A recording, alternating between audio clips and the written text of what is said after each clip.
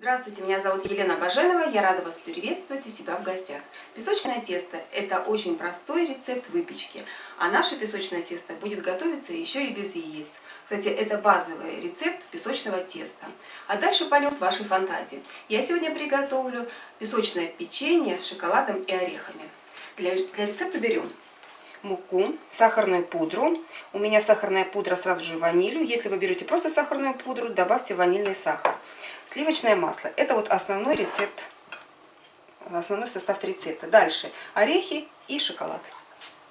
Берем емкость, сито.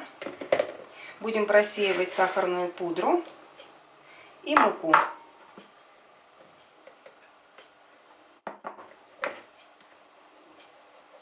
Добавляем в эту смесь сухую, подтаявшее, слегка подтаявшее сливочное масло. Я для удобства его порезала кусочками. И начинаем перетирать муку с маслом.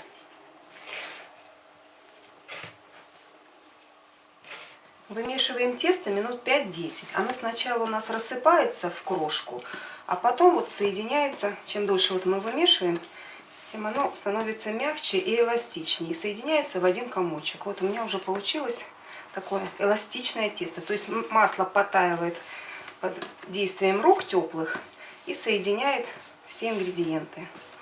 Так, вот получился комочек, то, что нужно. Теперь я немножко его подкатаю. Мы отрываем маленькие кусочки, катаем шарики. Ну, это уже кто какой размер хочет делать. У меня примерно с грецкий орех. Я простелила противень пергаментной бумагой. Вот шарик скатала, немного его приплюснула и выкладываю на противень. У меня получилось 28 печенюшек. Все, ставим выпекаться в разогретую до 180 градусов духовку. Через 15-20 минут печенье готово. Оставляем его полностью остывать. Растапливаем шоколад на водяной бане, орехи измельчаем. Берем печенье остывшее, окунаем его в шоколад и затем в орехи.